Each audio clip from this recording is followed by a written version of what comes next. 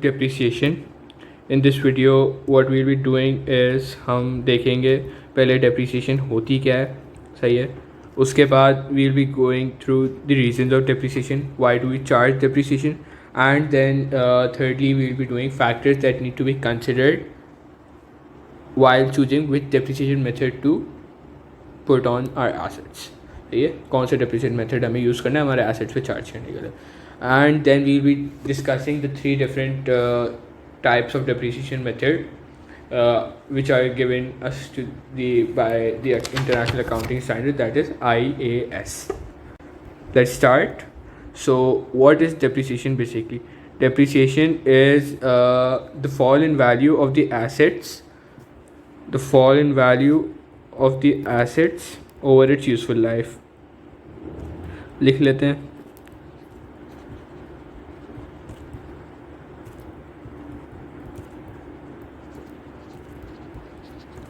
Secondly depreciation is, अच्छा हम जब एक एसेट यूज़ करते हैं तो उसकी कोई ना कोई कॉस्ट जब वो बेचेंगे उसको, जब भी in the end when will sell it उसकी वैल्यू कम होगी, तो उसकी जो हमारी वैल्यू जो हमारी गिरी होगी या एप्रिसिएट तो बहुत कम होती है एसेट की वैल्यू, बट लेकिन जब भी उसकी वैल्यू गिरी होगी सो उसको स्प्रेड आउट करने के लिए एसेट पे ओवर एक ईयरली बेसिस पे स्प्रेड आउट करने के लिए वी यूज़ डेप्रिसिएशन. तो इसको भी लिख लेते हैं. To spread the cost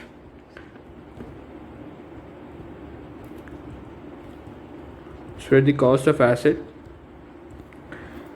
over its useful life या over the years of its use, जो भी कहें सही होगा. अच्छा, what are the reasons of depreciation वो देख लेते हैं.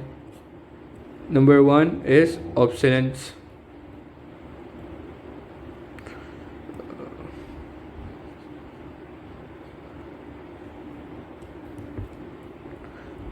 ऑब्सोलेंस क्या होती है? लाइक कोई आपका एसेट है वो पुराना हो गया, लाइक आउटडेट हो गया. बेसिकली ये सबसे ज़्यादा होता है टेक्नोलॉजी की चीज़ों में. कंप्यूटर्स हो गए, मशीनरी हो गई. अब कंप्यूटर्स आपके पुराने हो जाते हैं थोड़े से बाद तो उसकी कोई वैल्यू नहीं रहती. लाइक सिमिलरली मशीन अगर पुरानी हो गई तो मशीन की वैल्यू होगी, उसके पार्ट्स की वैल्यू होगी, बट मशीन इटसेल्फ की उसकी वैल्यू नहीं होगी. बेसिकली सबसे ज़्यादा ये इफेक्ट ऑब्सोलेंस का चीज़ आती है IT इंटर इंफॉर्मेशन टेक्नोलॉजी की चीज़ों पे.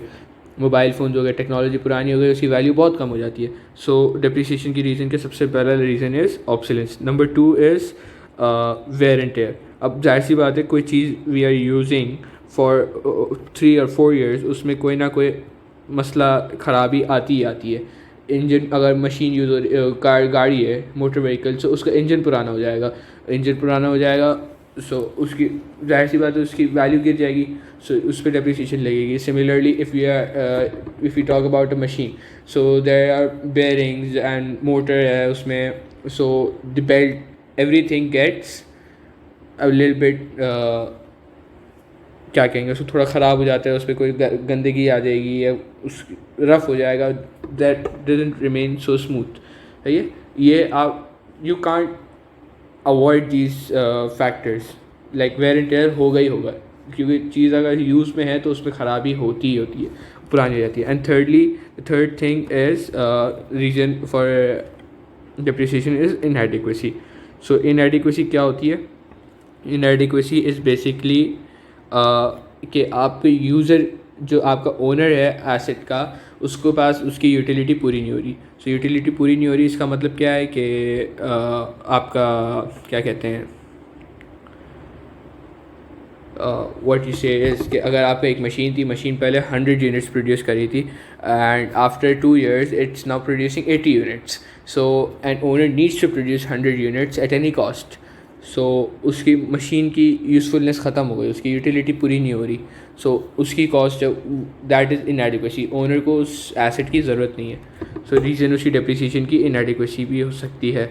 अच्छा, now we will talk about the factors that we need to consider while choosing which depreciation method will be used to charge on our assets.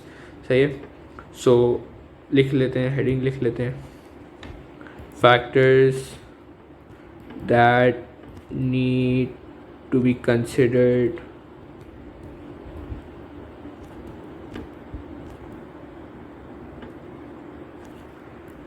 while choosing depreciation method.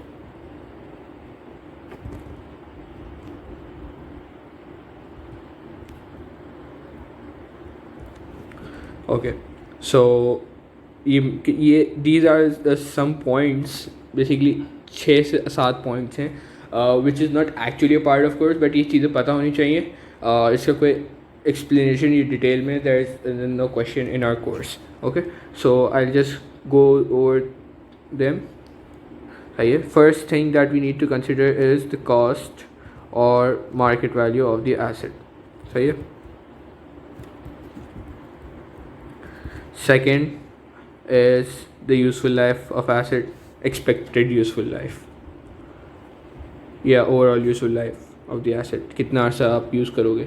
Thirdly, residual, also can be called scrap value of asset after its useful life. Useful life, पूरी उसकी life के बाद उसकी value कितनी है ये पता होना चाहिए, या वी कैन एक्सपेक्ट या अंदाज़ा लगा सकते हैं कि इतनी होनी चाहिए. उसके बाद it's expected length of ownership. Basically it's similarly the same as the useful life. Expected length of ownership, कितना अर्सा आपने यूज़ करना है. Okay, then rate of usage. आपने लेट सपोज एक आपको पता होना चाहिए आप जो भी एसेट है आपका वो आप कितना किस हिसाब से यूज़ करोगे. Like if you are taking motor vehicle which is use for pick and drop service. So एक बार सुबह पिक करेगी एंड शाम को ड्रॉप करेगी, इतने यानी दिन में 2 से 2.5 घंटे चलेगी. Similarly, if you are taking a motor vehicle which you will be going to use for delivery purposes, so delivery is to be done the whole day, कभी जाना ले जाना आना जाना, तो उसके लिए ज़्यादा चलेगी motor vehicle. So rate of usage भी आपको पता होना चाहिए, उसकी वजह से डेप्रिसिएशन परसेंटेज आप समझ आ सकेगी. अच्छा, मेथड ऑफ डेप्रिसिएशन भी आपको पता होना चाहिए, यानी अब in the end you must know method of depreciation also, ताकि आप उस पर कितना परसेंटेज उस डेप्रिसिएशन आप लगाओगे you can get to know. अगर if you are using some different method तो आपको एक मेथड पे आपको कम परसेंटेज लगाओगे, दूसरा मेथड यूज़ करोगे आपको ज़्यादा परसेंटेज लगानी पड़ेगी. जब हम मेथड पे बात करेंगे तब ये वाला पॉइंट आपको समझ आ जाएगा. इसके बाद आता है type of asset. Let's say अगर आपका जो बिल्डिंग्स और लैंड एंड बिल्डिंग्स है उस पर आपका इतनी ज़्यादा डेप्रिसिएशन नहीं होती, सो उस पर आप डिफरेंट टाइप ऑफ मेथड लगाओगे. लूज टूल्स हैं उस पर आप डिफरेंट टाइप ऑफ मेथड लगाओगे, और सिमिलरली अगर मशीन है तो उस पर आप डिफरेंट लगाओगे. Type of asset is defines which depreciation method you will charge on your asset. Then machine hours. Basically machine hours is same as rate of usage, कि आप कितने घंटे मशीन अपनी चला रहे हो. कम now we'll move on to different types of depreciation methods. So the first one we'll be going through is straight line method, the most basic one.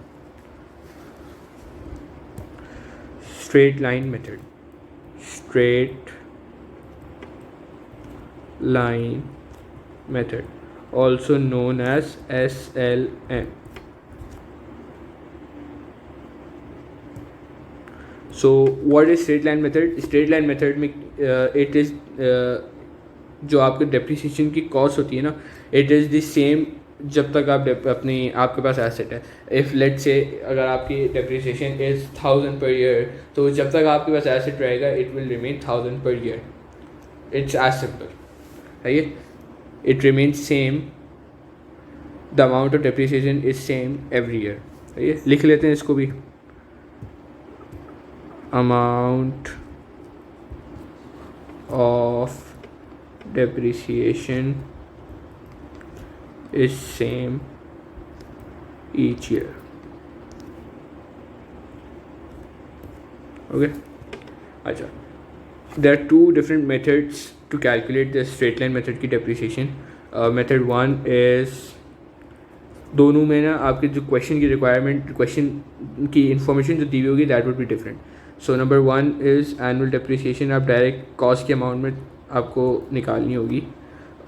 निकालनी दोनों कॉस्ट के अमाउंट में होगी, बट एक परसेंटेज वाइज होगी और एक इस तरीके से. एनुअल डेप्रिसिएशन इज़, इसका फॉर्मूला होता है कॉस्ट माइनस स्क्रैप वैल्यू और the residual value divided by life of the asset.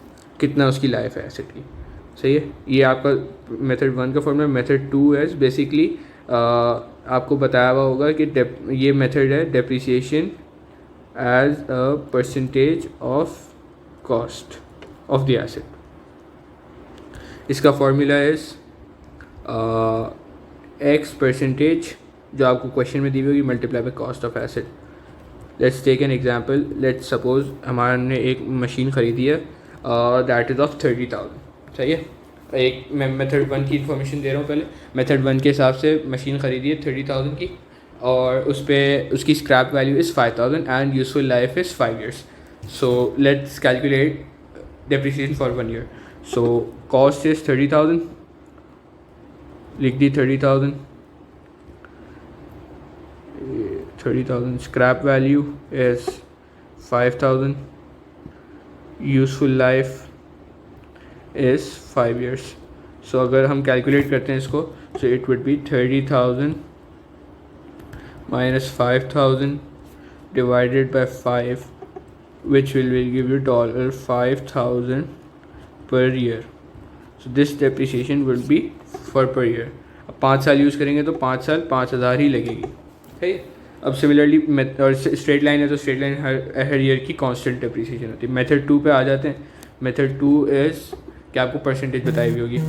सो अब लेट्स से कि 30,000 आपको मैंने बोला 30,000 है कॉस्ट, और उसका परसेंटेज जो दी हुई है percentage of 20% straight line method. So what you will do is 30,000 का मल्टीप्लाई बाय 20% करा, विच विल गिव यू $6,000। ये हर साल यही आपकी डेप्रिसिएशन चार्ज होगी। 5 साल बाद क्या होगा, 5 साल बाद ये 30,000 पूरी हो जाएगी, आपकी यूजफुल लाइफ पूरी हो गई एसेट की।